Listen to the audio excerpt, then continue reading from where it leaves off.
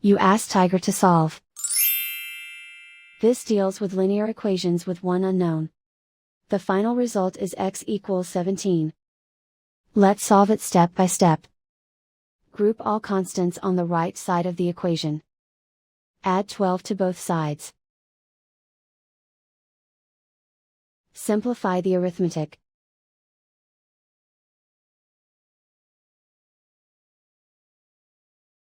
Isolate the x.